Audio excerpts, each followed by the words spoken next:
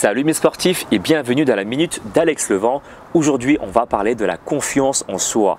Est-ce que ça t'est déjà arrivé de te sentir inférieur par rapport à certaines personnes et donc de perdre cette confiance en toi pour justement réaliser tes rêves et donc réaliser tes projets? Moi, ça m'est déjà arrivé concrètement et aujourd'hui, je vais te partager mon expérience personnelle et ma solution contre ce problème. Pour ceux qui me suivent régulièrement, vous savez que pendant un certain temps, je n'ai pas pu poster de vidéos régulièrement pendant à peu près 2 mois suite à des problèmes personnels ou plutôt professionnels. Pour rentrer un peu dans les détails aujourd'hui, sans pour autant divulguer de nom parce qu'il y a des clauses professionnelles qui m'empêchent justement de citer certaines personnes, sachez que j'ai été licencié de mon travail alors qu'en fait je travaille dans une salle de sport, tout simplement, sans vouloir la citer.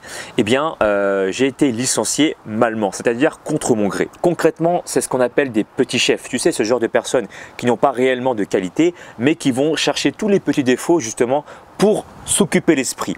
Et c'est ce qui s'est passé. Ils passaient donc leur temps à me critiquer, me disant que je faisais mal mon travail, que je renseignais mal les gens, que je parlais mal aux gens. Si tu n'as pas l'esprit forgé, si tu n'as pas un esprit fort, tu vas te retrouver influencé par rapport à ces paroles et donc devenir faible. Malgré mon fort caractère, j'ai dû arrêter mes vidéos parce que leur pression me pesait beaucoup trop. Tu vois, même si j'ai un esprit plutôt fort de base, je suis un combattant, il se trouvait que je m'en suis retrouvé affaibli et si je pouvais faire marche arrière, j'aurais fait autrement. Et c'est de ça dont je vais te parler aujourd'hui. Qu'est-ce que j'aurais fait pour me sentir mieux? La vraie solution, c'est de t'écarter des gens qui sont négatifs. La chance que j'ai eue et que je t'encourage également à avoir, ou de créer en tout cas, c'est d'être entouré de personnes qui sont positives et qui vont t'encourager dans le bon sens. J'ai eu des mails d'encouragement, des textos me disant « Ne lâche pas l'affaire, tu es bon dans ce que tu fais, continue, ne lâche rien ». Le fait d'être entouré de bonnes personnes, ça va t'aider à retrouver confiance en toi ou en tout cas à fortifier ta confiance si tu avais déjà confiance en toi. Un exemple concret, quand j'étais avec eux,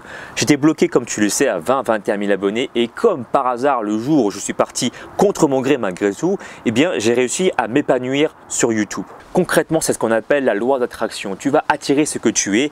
Donc si ces gens-là t'empestent dans la vie, il faut savoir parfois prendre des décisions et prendre des risques. Rentrer dans une zone d'inconfort, sortir de sa zone de confort pour réussir sa vie correctement. Je ne t'incite pas donc à changer de métier, mais plutôt à te remettre en question et à dégager toutes les personnes qui sont négatives dans ta vie. Mais avant toute chose, il faut que tu sois fort dans ta tête et pour ça, je t'invite à avoir des rêves. Pense à ce que tu aimerais réaliser. Deuxièmement, il faudrait que toutes tes actions, ou en tout cas 90% de tes actions, parce qu'on fait tous des erreurs parce qu'on est humain, soient en concordance, en harmonie par rapport à tes objectifs. Et troisième chose à respecter, travaille dur.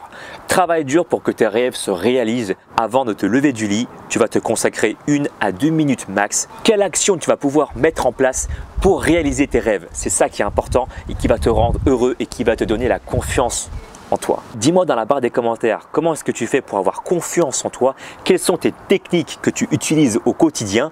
Ça peut toujours servir à moi mais également à ma communauté parce qu'on est tous là pour échanger et moi je te dis à très bientôt. Ciao ciao.